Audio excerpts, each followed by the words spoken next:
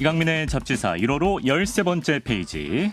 오늘부터 금요일의 남자에서 수요일의 남자로 함께합니다. 웬스데이 곽재식 작가 어서 오세요. 안녕하세요, 곽재식입니다. 아유, 반갑습니다. 저희가 이제 금제식에서 수제식으로 이틀 좀 앞당겨서 좀 전제 배치를 해봤는데 네. 수제식. 네. 또 수요일만큼 과학 얘기하기 좋은 날이 없지 않습니까? 그럼요. 그렇죠. 왜죠? 네.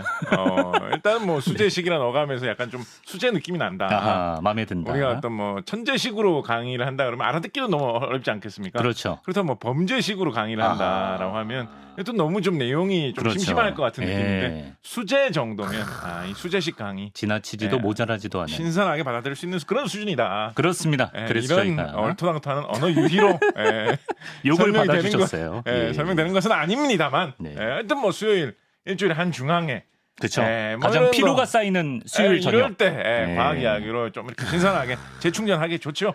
저희 깊은 뜻을 뭐 따로 설명을 안 드려도 이렇게 다 간파하고 계셨습니다. 곽재식 작가와 이제 수요일에 함께하고요. 오늘 달력 특집 2탄입니다. 이제 지지난 시간에 달력의 원리에 대해서 말씀해 주셨고 오늘은 달력의 역사 또 그에 얽힌 이야기를 한번 펼쳐볼까 하는데 그 지난 시간에 율리우스 카이사르와 아우구스투스 이야기가 저는 너무 재밌었어요. 네, 그렇군요. 그 두 사람 때문에 줄라이 어거스트가 갑자기 끼어들어서 그거 중학교 때 단어 그 공부하면서 한 번쯤 듣는 이야기 아닌가요? 좀 무조건 그냥 외우고 그걸 외우려고 하면 네. 정말 좀 싫지 않습니까? 영어는 잘했어요. 그래도. 아니 이 양반들은 무슨 그냥 1월, 2월, 3월 이렇게 부르면 되지 무슨 달마다 이름을 붙여가지고 사람을 이렇게 괴롭히나 그런 생각이 딱 들지 않나요? 그래서 제가 카이스트를 못 갔습니다. 참고로 중국 같은 경우에서는 우리는 이제 월화수목금토일이라고 요일의 이름이 있잖아요. 그 뭐 영어도 마찬가지지 않습니까? 중국어 같은 경우에서는 요일도 싱치2, 싱치2, 싱치3 요일도 제1요일, 2요일, 3요일, 4요일 그 숫자로 좀 붙여놨습니다. 좀 편리할 거. 편리하고 간편하죠. 간단하죠. 알겠습니다. 되게 뭐라 그러시네요. 중국 사람들은 그렇게도 하는데. 그거 모를 수도 있는 거 아닙니까? 네. 근데 세계 제가 궁금해가지고 세계 여러 나라 언어들을 좀 살펴봤거든요. 의외로 그렇게 달에 이름을 붙여놓은 데들이 꽤 많이 있더라고요. 그래서 뭐 가령 뭐 예를 들어주실 게 있나요? 인도에서도 이제 종교에 따라서 그런 식으로 달에 이름을 붙여놓은 경우가 꽤 있는 걸로 제가 봤고요. 동물 이름도 재밌을 것 같아요. 뭐 그런 것도 해볼 수 있겠죠. 그런데 이제 어떻게 보면 우리나라, 일본, 중국 이런 데서 달을 그냥 1월, 2월, 3월 간편하게 부르는 게 어떻게 보면 좀 심심하기도 하지만 실용적인 것이다.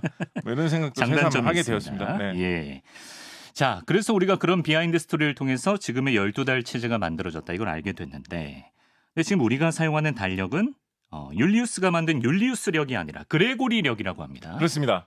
왜 그레고리력을 사용하게 됐나요? 기본적으로 그레고리력은 율리우스력을 약간 고친 겁니다. 그래서 기본적인 체계 자체는 똑같습니다. 양력 기준이고 그냥 뭐 달이 무슨 보름달이다 어쩌고 이런 건 다 무시한다. 기본적으로는 365일 기준이다. 큰 달, 작은 달 있고 그 뭐 이건 주먹에 튀어나온 거 안 튀어나온 거 이거 짚으면서 한다. 이런 거는 기본적으로 다 동일합니다. 근데 약간의 좀 세밀한 부분에 좀 수정 보완이 되어 있는 게 그레고리력이다라고 보시면 되겠습니다. 제일 굵직한 건 뭐냐?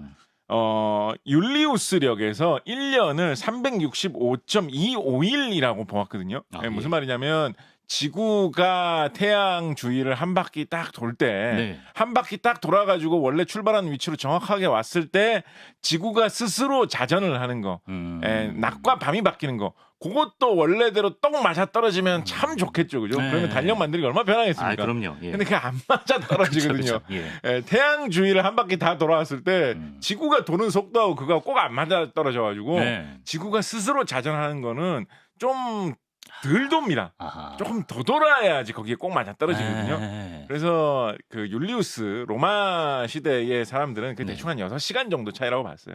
그게 무슨 얘기냐면 이제 얼마 전에 이제 제야의 종치는 행사 그 했지 않습니까?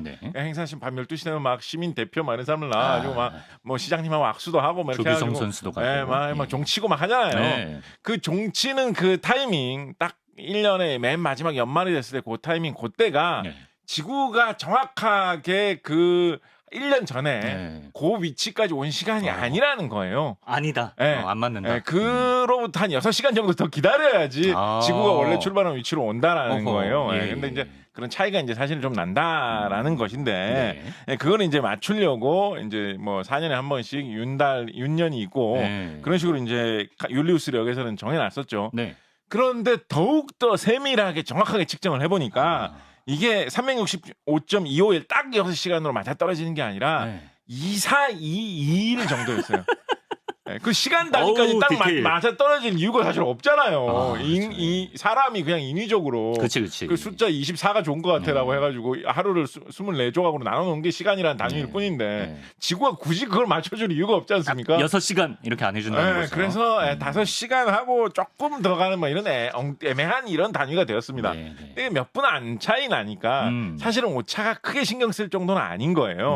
근데 율리우스의 시대에서부터 거의 한 1600년 정도의 시간이 흘러가지고 1582년이 되니까 그게 조금씩 매년 쌓이는 그 몇십 분의 차이가 계속 쌓여가지고 커졌겠네요. 뭐 천년 이상 쌓이게 되다 보니까 한 열흘 정도 이제 차이가 나게 된 것입니다. 그래서 계절하고 날짜가 한 열흘 정도 어긋나게 된 거예요. 뭐 열흘 정도 차이야. 그냥 뭐 꾹 참고 뭐 이거 뭐 지구 온난한가 보지 이러면서 꾹 참고 넘어가면 계절 좀 차이 나는 것도 넘어갈 수도 있을지도 모르는데 어디에서 이게 큰 문제가 생겼냐면 어디죠? 이게 이제 그레고리력이라는 이름이 붙은 이유하고도 사실 밀접한 관계가 있는데 그레고리는 뭐 사람 이름인가요? 그렇습니다. 이 그레고리력을 반포해서 세상에 퍼뜨리는 거를 주도한 교황이라고 하죠. 가톨릭 교회의 수장.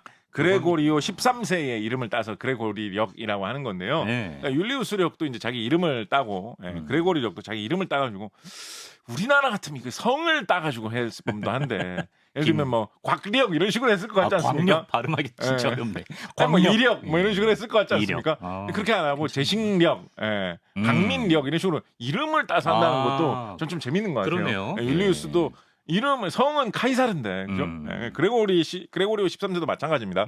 그래서 그레고리력이라고 하게 되었는데 왜 그레고리오 13세가 이거 이렇게 많은 관심을 갖게 되었냐면 이제 뭐 기술이 많이 발달하고 또 이때가 마침 또 유럽 지역에서 수학 이런 게 좀 많이 발달하면서 이런 걸로 이렇게 얘기할 사람들이 좀 많아지던 시대입니다. 제가 수학이 뛰어나가지고 계산해 보니까 11 정도 오차가 생기는데요. 이런 거 바로 잡아야 되지 않겠습니까? 이러고 다니는 사람들이 많을 때이기도 합니다. 토론도 좀 하고. 그런데 좀 현실적으로 어떤 문제가 있었냐면 당시에 가톨릭 교회에서 부활절 날짜를 잡을 때 춘분이 되는 날짜, 그러니까 봄이 정확하게 올 때 낮과 밤이 정확하게 같아지는 그 날짜를 기준으로 이제 부활절 관련된 그런 날짜하고 행사를 정하는 뭐 그런 식으로 해놨었는데 그 날짜가 관례적으로 사용하던 날짜하고 너무 안 맞는 거예요. 부활절이면 이제 봄철에 예를 들면 뭐 이렇게 뭐 3월달 그때쯤 해갖고 이렇게 춘분이 오면서 그 근처에 이제 뭐 토끼 뭐 알 뭐 이런 거 해야 되는데 그거하고 너무 안 맞는 거예요. 뭐 농민들이 벌써 알 준비합니까? 막 이렇게 되는 거예요. 이상한 거예요. 양계장 바빠지고. 그래서 이거는 좀 문제가 있다. 더군다나 이게 이제 이 기독교 문명권 전체를 관장하는 이 교황으로서 이거는 내가 좀 개선을 해야 되겠다라는 생각을 한 거죠. 또 한 가지 뭐가 있냐면 이거는 뭐 정설은 아닙니다만 근데 이런 이야기도 하는 사람도 꽤 있습니다. 뭐가 있냐면 이때가 1500년대 16세기 후반이지 않습니까? 1582년. 이 시기면 사실은 종교개혁 운동이 한 고비가 벌써 지날 정도의 시점입니다. 뭐 가톨릭만 뭐 교회인가 뭐 다른 교회도 교회지. 우리 동네 교회는 뭐 교황님 별 신경 안 쓰던데 이런 게 유럽 각지에서 다 생겼을 때예요. 이 시점이면. 그리고 유럽 각국의 나라들이 그런 식으로 종교가 분열된 상태니까 뭐 교회는 뭐 그냥 교회에서 알아서 하는 거고 우리나라에서 내가 제일 센 것 같은데 이런 왕들이 다 각자 설치는 막 이런 시대가 된 거예요. 예전에 예를 들어서 로마 시대 뭐 후반 이런 경우 같은 경우에는 종교의 최고 권위자 교황이 뭘 한다라고 하면 웬만한 나라의 임금님 같은 사람들은 교황님이 임금님보다 더 높지 당연히 그렇게 생각하던 시대였는데 그런 게 이제 그런 식으로 여러 가지 조건에서 무너지게 된 거예요. 왕권이 높아졌어요. 더군다나 뭐 여러 가지 뭐 이런 개척 유럽 사람들 입장에서 그다음에 뭐 신학로의 개척 뭐 이런 걸 위해서 뭐 여러 신대륙을 뭐 발견했다느니 뭐 어쩌고 하면서 돈도 엄청 벌어들이고 뭐 군사력도 강해지고 이렇게 하니까 교황의 입지가 너무 쪼그라든 거예요. 옛날에 비해서. 위기의식. 그래서 그레고리 13세가 옛날 기록 같은 거 보니까 와 이거 선배 교황님들이 이렇게 막강했는데 나는 이 양반들은 이렇게 해먹었는데 이렇게 막 해먹었다 그럼 좀 그렇고요. 이렇게 막강했는데 나는 뭐 이거 이거 너무 초라한데 그렇게 생각을 하다 보니까 현타가 왔구나. 이게 교황으로서 화끈하게 전 세계에서 네. 기준을 제시하는 사람은 나라는 거. 아하. 시간의 어떤 지배자라는 거는 이거는 종교적인 권위에서 온다는 거를 한번 똑똑하게 맛보여주자. 세상 높은 줄 모르고 자기가 최고라고 생각하는 유럽의 이 온갖 임금들, 왕들, 무슨 귀족들, 갑부들, 군사력인 실력자들한테 그래도 달력은 내 걸 따라야지. 그렇죠, 이 사람들아. 안 그러면 부활절 언제 뭐 계란 만들 그거 언제 할 거야? 달력 맛 좀 봐라. 약간 그런 것도 없잖아. 있지 그럴싸한데요. 않았나. 네, 그럴싸하네요, 생각을 진짜. 합니다. 그래서 그런 배경 속에서 당시에 상당히 뛰어난 우리가 이제 뭐 갈릴레오 갈릴레이라든가 케플러라든가 이런 역사에 이름을 남긴 위대한 과학자들 있지 않습니까? 네네. 그 과학자들과 선후배 사이가 되는 그런 천문학 수학에 정통한 사람들의 도움을 받아가지고 네. 율리우스력을 너무 다 뒤엎어버리면 또 사람들이 채택 안 하면 곤란하잖아요. 그렇죠. 그러면 더 초라해지죠. 그럼 예. 더 초라해지잖아요. 그쵸, 그래서 많이 안 건드리는 범위 내에서 네. 개편을 하자라고 해가지고 약간 수정하고요. 전체적으로 대동소이합니다. 약간 수정하고 네. 대신에 날짜를 1582년 10월에 열흘을 날려버렸습니다. 그래서 이 율리우스력에서는 존재하지 않는 날짜가 존재합니다. 지난 시간에도 말씀드렸지만 역법이 바뀌면 사라지는 날짜가 생겨요. 그런 저는 약간 추가하는 날짜식으로 어떻게 개선해도 좋을 것 같은데 12월 32일, 33일, 34일 이렇게 해갖고 이제 별이라는 가수의 노래 중에 12월 32일이라고 있었어요. 참 뭐랄까요 울적한 감성을 담는 그런 노래인데. 아니 그러면 그레고리력은 지금 전 세계에서 다 그레고리력을 쓴다 이렇게 봐도 되나요? 거의 그렇게 볼 수 있고요. 예외적으로 좀 있습니다. 예를 들어서 우리나라도 명절 정할 때, 설명절, 추석명절 정할 때, 그 다음에 약간 뜬금없지만은 석가탄신일 정할 때, 이럴 때도 우리나라 전통적으로 사용하던 음력의 기준으로 그런 걸 사용하죠. 이슬람권에서도 이슬람력이라는 별도의 달력을 사용하고요. 이스라엘에서도 뭐 명절 정할 때 이럴 때는 뭐 전통적인 다른 방법을 사용하는 걸로 알고 있고 이슬람 달력도 약간 버전이 또 차이가 좀 있습니다. 그래요. 사우디아라비아 이쪽 기준으로 사용하는 게 있고 또 이란 쪽에서 또 다르게 사용하는 게 있고 그래가지고 그러니까 그게 그 나라에서 대세인 거예요? 아니면 그 나라도 대세는 그레고리력인데 명절 정도에만 뭐 기본적으로는 그레고리력이 통용이라고 봐야 됩니다. 우리가 그 나라 간다고 날짜가 뭐 달라지고 이런 건 그렇습니다. 그러니까 비행기에 찍히는 날짜 이런 거는 기본적으로 그레고리력은 사람들 통상적으로 다 인정을 해주고 있기 때문에 그러니까 약간 그런 거죠. 중국 같은 경우에 한자 숫자로 이렇게 써도 사람들이 다 알아본단 말이에요. 다 이해해 준단 말이에요. 예를 들어서 뭐 어떤 뭐 음식 가격이 10위엔이다. 그러면 한문으로 10십자 쓰고 10위엔 이렇게 써도 얼마구나 알아준단 말이에요. 그렇죠. 근데 숫자는 기본적으로 아라비아 숫자를 쓰는 게 세계적으로 다 인정해 주는 공용이잖아요. 그렇죠. 참고로 이 이야기 나와서 말씀드립니다만 정말 이상하게도 정작 아라비아에서는 그 숫자를 안 씁니다. 아라비아 숫자를요? 아라비아 숫자를 그 시스템은 같은데 숫자 모양이 좀 다르게 생긴 걸 씁니다. 다르다고요? 아라비아 숫자 1, 2, 3 이게? 진짜 이거 너무 헷갈리죠. 정작 아랍권에 가면 아라비아 숫자 그 체계는 똑같아요. 근데 모양이 조금 다르게 생긴 걸 씁니다. 그래요? 이거 되게 그걸 처음 보면 좀 못 알아봐요. 한참 보면서 익숙해져야지 알아볼 수 있는. 그러니까 찾아봐야겠다 이거. 아라비아 사람들이 자기의 옛 전통을 고지고대로 그대로 쓰고 있어가지고 옛날 그 글자체를 그대로 쓰고 있는 거고요. 자부심이 있으니까. 그 외에 다른 지역에서는 이제 유럽에서 쓰기 편하게 개조한 게 이게 아라비아 숫자야 하면서 퍼뜨려가지고 실제 아라비아 사람들 그거 쓰지도 않는데 그런 이상한 차이가 있긴 한데 뭐 그런 식으로. 기본적으로 그레고리력이 정확하게 말씀드리면 지금 세계에서 공통으로 쓰고 있는 달력 체계의 기준이 되는 거는 이 그레고리오 13세가 만든 거하고는 또 아주 약간 다릅니다. 그래요? 왜냐하면 예를 들어서 뭐 지금은 또 그 제도가 폐지된다라고도 하는데 지구가 태양을 돌 때 무슨 뭐 이게 어떤 규칙이기 때문에 지구가 이거 절대 틀리면 안 되지라고 하면서 딱딱 맞춰서 돌아주는 거는 리는 없잖아요. 우리가 만든 시간에 맞춰서 돌진 않는다. 그러니까 그렇죠. 꼭 그럴 필요. 예를 들어서 뭐 지구가 정말로 실제로 이런 일이 일어납니다. 이번 금년 들어서 바닷물이 너무 출렁출렁 많이 했다. 그러면 아무래도 지구가 도는데 좀 애로사항이 있겠죠. 바닷물이 고요하게 가만히 있을 때보다도 그죠. 그러면 지구가 도는 시간이 약간 약간 늦어지거나 빨라지는 게 생깁니다. 그런 것 때문에. 아, 그럴 수가 있구나. 예, 그런 게 뭐 5년, 10년 지나면 막 1초 정도 차이가 나고 이럴 때가 그렇죠, 생기거든요. 그렇죠. 예. 그런 일이 만약에 발생을 하면 예. 뭐 굳이 이제 요즘에는 이런 식으로 무슨 뭐 왕이 배포하고 이런 식으로 안 해도 예. 천문학자들이 관찰을 해가지고 오차가 확인이 되면 세계적으로 합의를 해가지고 1초 조정하자 이런 식으로 하는 그런 방법을 사용하고 있거든요. 네. 그래서 그레고리오 13세가 만든 버전하고는 약간은 다른데 지금은 세계적으로 그레고리역이 기준처럼 활용되고 있다라고 보시면 그러면서 되겠습니다. 좀 틈틈이 조정을 해나가는. 그렇습니다. 알겠습니다. 이번엔 그레고리력을 쓰기 전에 한국으로 가보겠습니다. 이제 우리나라는 원래 어떤 역법을 사용하고 있었나요? 이런 것도 참 재밌는 주제입니다. 아, 예. 이거 고대 역사 열심히 연구하시는 분들은 어떤 거를 가지고 막 추정을 하냐면 실제로 그거 관련된 기록 같은 것도 좀 있기는 있습니다. 예를 들어서 뭐 어떤 게 있냐면 그런 거 기억나세요? 뭐 부여 사람들은 영고라고 하는 축제에 영고, 그런 기억나요. 게 있었다. 국사책에서. 그래서 뭐, 예. 뭐 10월 달이 되면 뭐 댄스 파티를 하고 뭐 이런 걸 했다. 뭐 이런 거 본 것 같아. 뭐 고구려 사람들에게는 또 뭐가 있었고 뭐 옥저 사람, 동해 사람, 동맹이라는 축제도 있었고 뭐 이런 거 기억나시죠? 기억난다. 예. 그거를 보면 그게 언제 예를 들어서 동해 같은 경우에는 뭐 그런 걸 한다 이런 식으로 기록이 되어 있는데 네. 그게 뭐 원리 정해져 있어요. 10월이면 10월, 12월이면 12월. 기록에 따라서는 고조선에도 그 비슷한 게 있었다라는 식의 기록도 있거든요. 좀 많이 퍼진 기록은 아니긴 합니다만. 네. 생각을 하는 거죠. 아니 축제 날짜가 예를 들면 10월로 정해져 있었다라고 한다면 네. 10월이라는 개념이 그 당시 사람들한테 있었다라는 뜻이잖아요.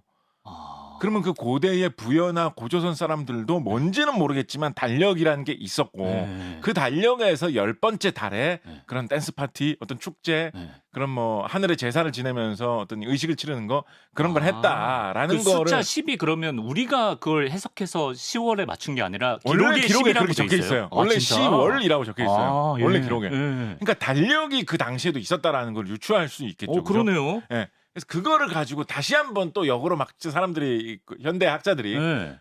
고민을 합니다. 네. 이게 뜬금없는 월에 이렇게 축제를 쓸 리는 없잖아요. 그렇죠. 뭔가 추수가 끝난 후라든가 아니면 연초 시점이라든가 그럴 때 뭔가 축제를 해서 1월 달에 아니면 뭐 마지막 달에 혹은 추수 직후 가을에 이럴 때 주로 하지 않겠습니까? 그러니까 그거를 가지고 막 역으로 추정을 해보는 거예요. 중국에는 이제 기록이 풍부하니까 이런 게 막 있습니다. 중국은 왕조별로 지금은 우리 음력 같은 경우에 뭐 양력도 사실 마찬가지입니다만 동지가 12월 달에 들어오고 그래서 동지 섣달 이런 말 쓰죠. 그 다음 달이 1월이 됩니다. 그죠? 그래서 동지가 들어있는 달 다음이 새해의 첫 달이 되는 게 지금 우리가 사용하는 양력 시스템, 음력 시스템입니다. 그죠? 그런데 그거가 이상하다고 생각할 수도 있잖아요.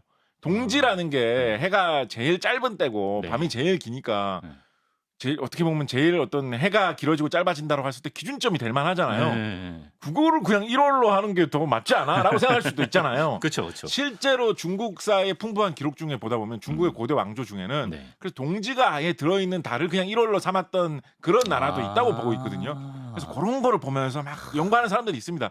그러면 고조선은 이때에 축제를 했다라는 걸 보니까 이때가 설날이라서 축제를 한 게 아닐까? 그러면 지금 우리가 10월이라고 하는 거를 그 사람들이 1월이라고 부르지 않았을까? 가을이 아닐 수도 있다는 거예요. 지금 10월이라고. 우리가 12월이라 부르는 거를 1월이라고 부르지 않았을까? 아니면 반대로 말씀하셨던 대로 가을이면 대충 음력으로 보면 8월 정도잖아요.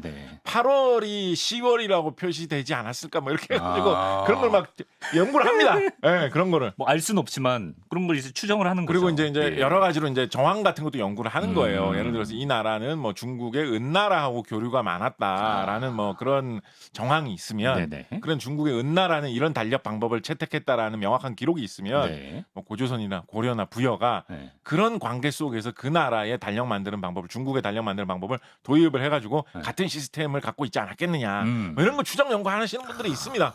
재밌네. 이런 거 재밌죠.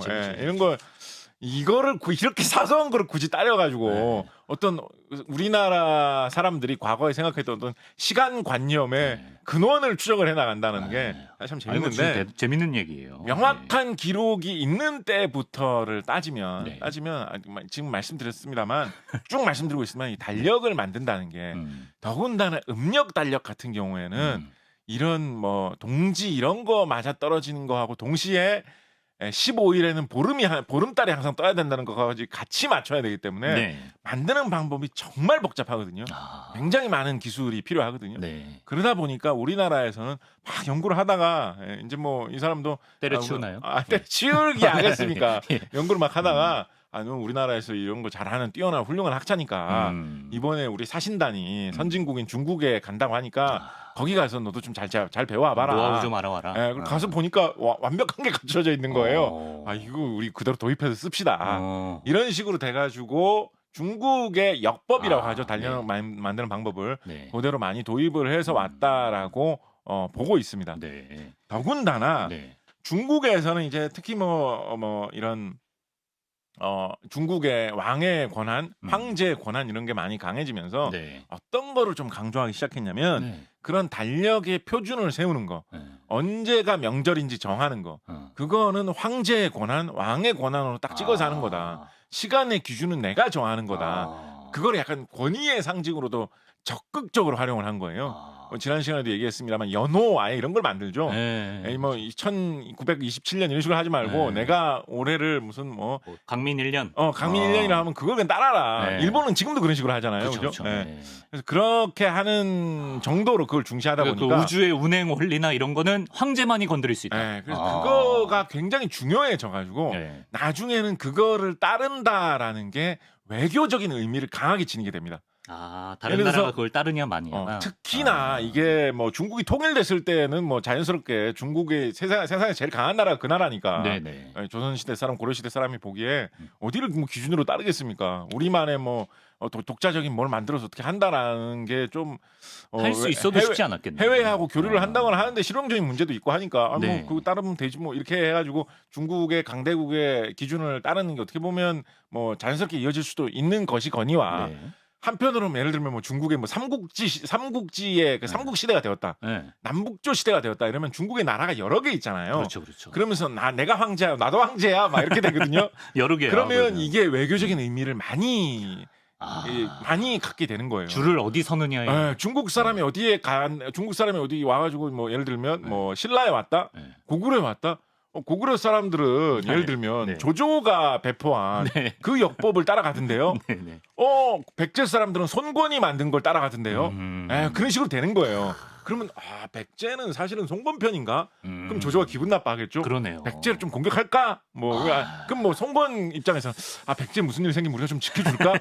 정말로 이게 외교적인 그런 중요한 문제로 자리 잡게 되고 나중에 중국이 강대국이 돼가지고 통일 그런 왕조가 되었을 때는 그게 약간 어떻게 보면 좀 그 중국 사람들을 이렇게 좀 띄워주는 중국 사람들 우리가 당신들이 만든 이런 규칙도 다 우리도 지키고 있다고 우리 얼마나 당신들을 우대해 주냐고 최고의 동맹국이라고 약간 이런 식으로 높여주는 수단으로도 많이 활용을 했거든요. 외교적 표시의 수단. 그래서 옛날 기록이나 이런 걸 보면 자주 나오는 표현이 정삭을 받든다. 정삭을 받아온다 이런 표현이 있는데 정삭이라는 말이 사실은 1월 1일이라는 뜻이에요. 한 해의 기준이 되는 날이라는 뜻이에요.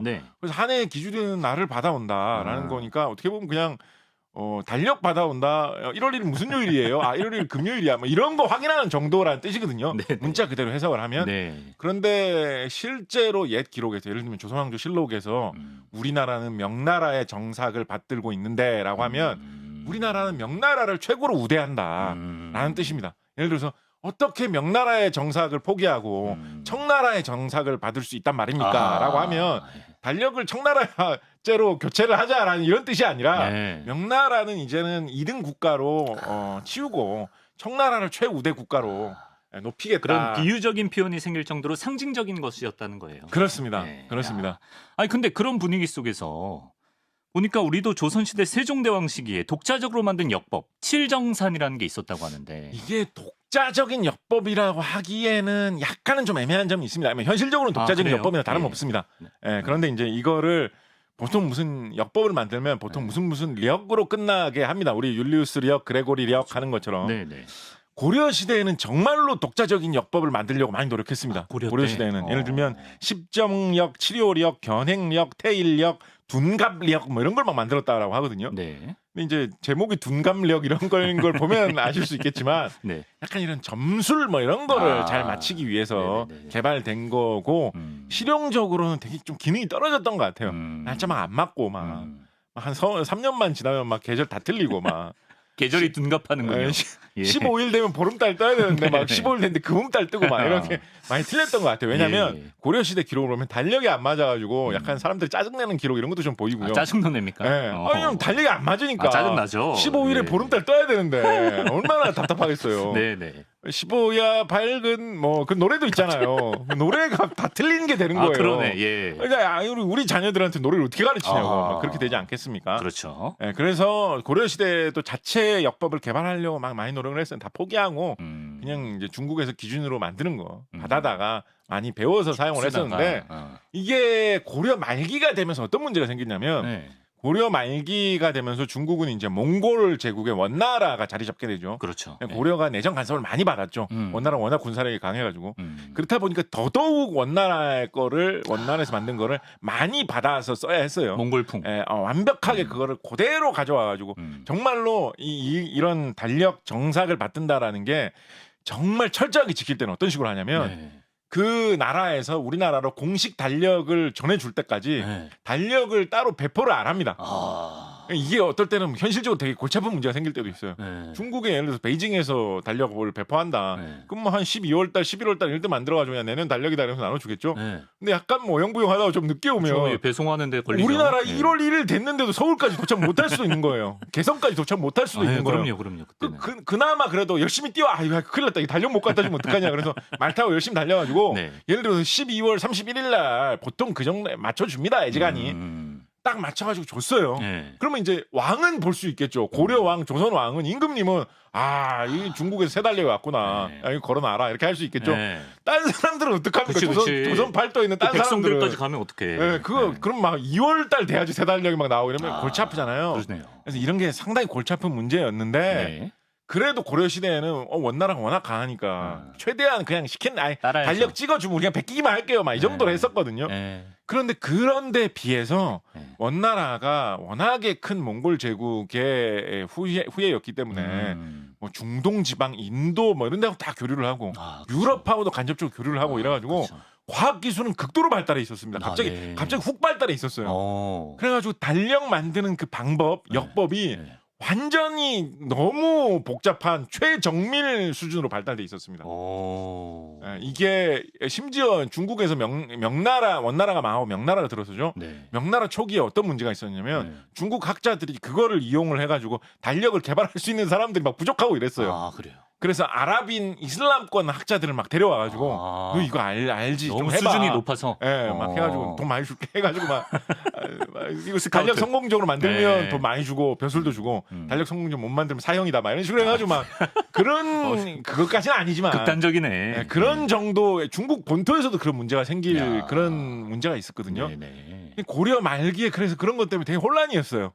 이걸 베껴오기만 하자니 막 시간도 늦고 그치만 뭐 그래도 어떻게 우리가 원나라에 반영하겠냐 그냥 막 시킨 대로 약간 그런 상황이었는데 불편함이 있었는데 조선 시대가 되니까 새 나라를 열었지 않습니까? 그리고 조선 시대는 이제 원나라는 끝났고 실제로 이제 망하기도 했고 뭐 북원 이런 데로 이제 물러갔죠. 명나라를 이제 우리는 최고로 우대하겠다라는 쪽으로 이제 바꾸기도 했거니와 그런 혼란 속에서 달력 이제는 어떻게 해야 되는 거야. 뭐 명나라에서 새로 만드는 달력 그걸 또 이제부터는 받아와야 되는 거야. 정삭을 받들어야죠. 근데 예전에 원나라 할 때 보니까 그렇게 하니까 달력 늦게 배송되면 되게 골치 아프고 하던데 야 이거 어쩌면 좋냐 완전 골치 아프게 된 거예요. 그래서 이것 때문에 혼란을 좀 겪습니다. 그래서 막 달력이 좀 안 맞기도 하고 더군다나 이거를 세종 임금 정도 되게 되니까 그러면 이렇게 하자. 어떤 식의 약간 어떻게 보면 절충 아니죠. 어떻게 명나라에서 이 달력을 만드는지 그 방법을 우리가 완벽하게 배워와가지고 터득을 하자. 그래가지고 같은 체계대로 달력을 만들되 네네. 명나라에서 굳이 달력을 찍어가지고 우리나라한테 안 나눠줘도 우리가 자체 계산을 해가지고 달력 만드는 거를 수행을 하자. 예, 그런 쪽으로 방향을 잡게 됩니다. 심기는 안 건드리면서 그 해외 직구할 때 걸리는 그 시간은 우리가 예, 그 방향을 하게 됩니다. 근데 이제 세종 임금이 과학적으로 굉장히 깊이가 깊으신 분이었지 않습니까? 예, 그렇죠. 그래서 이거를 깊이 파고들면서 연구하다가 이건 제 약간 그냥 제 개인이 느끼는 어떤 감상입니다만 여기에 재미를 붙이신 것 같아요. 아, 그래요? 예. 아까 뭐 물시계, 해시계 뭐 이런 말씀하셨지 않습니까? 물시계, 해시계, 물시계 왜 만든 것 같아요? 해시계랑 물시계 왜 만든 것 같아요? 뭐 소목시계 없어서 만든 것 같아요? 뭐 농업 때문에 그런 거 아닐까요? 예, 그런 거 왜 만들었느냐? 달력을 만들려고 그것도 다 한 겁니다. 아, 그래요? 예, 해시계가 있어야지 정확하게 언제가 제일 해가 긴 뭐 동지냐 하지냐 해 뜨는 시각이 정확하게 몇 시냐 해시계가 있어야지 정확하게 정할 수 있지 않겠습니까? 칠정산을 위해서. 물시계는 왜 필요합니까? 왜죠? 해가 없는데 밤의 시간을 정확하게 정하려면 물시계가 또 있어야죠. 그러네요. 다 이거를 위한 다 밑밥입니다. 어떻게 보면 다 준비 세종시대에 만든 물시계 보면 엄청 정교하거든요. 막 나중에 진짜 재미를 좀 심하게 붙여가지고 나중에는 세종시대의 물시계 보면 나중에 시간 알려줄 때 그냥 시간 알려줄 때 그냥 숫자로 알려주면 되잖아요. 뭐 옛날에는 1시 2시 하는 게 아니라 뭐 자시, 축시, 인시 이런 식으로 알려주니까 그냥 글자로 자시입니다 이렇게 알려주면 되잖아요. 바늘 같은 걸로 표시해주면 되잖아요. 요즘 시계처럼. 근데 너무 여기에 재미를 붙여가지고 세종시계 시대의 물시계는 재미를 과하게 붙여서 시간이 되면 그 시간 편말을 뜬 사람 인형이 나타나가지고 막 편말을 막 보여주고 그 시간이 나타내는 그거에 맞춰가지고 무슨 뭐 인형들이 막 춤을 추고 거의 스위스 시계 수준이네요. 그런 식으로 농사짓는 흉내를 내고 막 별별 걸 다 만들었거든요. 완전히 재미 붙여 여기 심취하시다 보니까 이제는 진짜 깊이 빠지신 거예요. 그래가지고 여러 가지 문제를 깨닫게 됩니다. 어떤? 예를 들면 중국에서 일식과 월식을 계산하는 방법이 정확하지 않은 것 같다 보니까 태양 이 옛날 역법에서는 이 명나라 시대 원나라 시대 역법 정도가 되면 역법이 단순히 달력 뭐 달 모양뿐만 아니라 화성, 목성, 토성, 뭐 금성 이런 거의 위치까지도 다 정할 수 있게 되어 있거든요. 그래서 그것도 좀 약간 애매한 것 같다. 그래가지고 막 학자들 보내가지고 이게 원래 오리지널이 어디서 온 거야를 조사를 해보니까 사실은 이거는 아랍권, 이슬람권의 학자들이 개발한 거가 원나라 시대에 몽골 제국으로 넘어와가지고 그걸 도입을 해가지고 들어와 있던 것인데 그게 잘 전수가 안 돼가지고 지금 중국 사람 조금 착각하고 있는 것 같다. 오리지널 이슬람 학자들이 연구했던 걸 거슬러 올라가면 이건 이렇게 계산해야 되는 게 더 정확하다. 우리한테 맞다. 이런 걸 막 교정하기도 하고요. 그리고 이제 깨닫게 된 거죠. 저 핵심적인 거를. 중국하고 우리나라하고 시차가 있잖아요. 그렇죠. 그리고 중국하고 우리나라의 예를 들면 중국의 베이징 위치하고 서울 위치가 또 남북으로도 좀 다르잖아요. 다르죠. 그러다 보니까 예를 들면 일식 일어나는 시간이 이 시간입니다. 라고 하는 시간을 그대로 받아쓰면 서울에는 일식 안 나올 수도 있는 거예요. 개기 일식이 일어납니다. 라고 했는데 부분 일식이 일어날 수도 있는 거예요. 그래서 이거를 똑같이 하려면 좀 개조를 좀 해야 되겠네 라고 해가지고 손을 좀 댑니다. 그래서 그러니까 원래라기보다도 끝까지 방향성은 사실은 막 중국 걸 다 무시하고 우리만의 독자 기준으로 간다라기보다는 여러 가지 그런 실용적인 문제 때문에 중국에서 만든 방법을 충실하게 배운다. 그거를 그래서 이제 중국에 의존하지 않고도 요거를 그대로 할 수 있게 한다라는 걸로 출발을 했는데 과학의 묘미가 어떻게 보면 이런 거죠. 그걸 매달리면서 가다 보면 어떤 외교적인 방향이라든가 어떤 뭐 이런 사상적인 방향을 넘어서서 진실로 가게 될 수밖에 없습니다. 파보니까 진리가 보이네. 파보다 보니까 이거 수정해야 되겠구나. 그렇게 해가지고 칠정산 내편이라는 기본적인 달력 만드는 체계에 관한 거하고 외편이라고 하는 이슬람권에서 만든 천문학을 도입을 해가지고 일식 월식을 계산할 수 있는 버전하고 이렇게 두 시리즈로 된 역법이라고 할 수 있는 뭐 그런 것을 만들게 되죠. 괜히 세종하는 게 아닙니다. 시간이 많이 지나서 요 얘기 한번 짧게 해볼게요. 저희 그 에디터들 중에 특히 90년대생 에디터들 중에 그 2012년에 유행했던 2012년 종말설을 믿으면서 말도 안 굉장히 되는 좀 소리죠. 두려워하던 말도 안 되는 소리죠. 뭐 질문이 끝나기도 전에 말도 안 된다.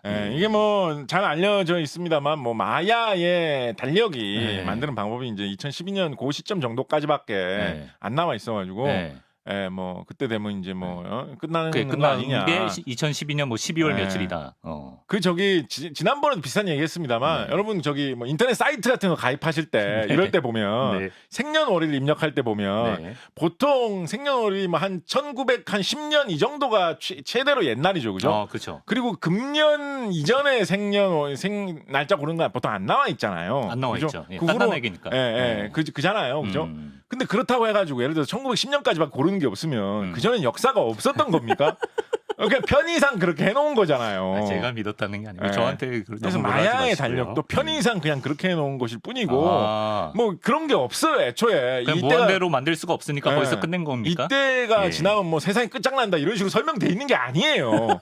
근데 이제 그냥 그렇게 돼 있는 건데, 그것도 왜 그때만 그렇게 마야를 중시해요? 나 정말. 마야가 지금의 멕시코 이런 지역에 있었던 나라죠. 예, 왜 그렇죠. 딱 멕시코 그렇게 우대합니까? 보통 근데 마야 문명이 뭐 과학적으로 워낙 뛰어났다 멕시코에서 그러니까. 사용하는 뭐 그 마야 언어 중에 아는 말 뭐 한 단어라도 있어요?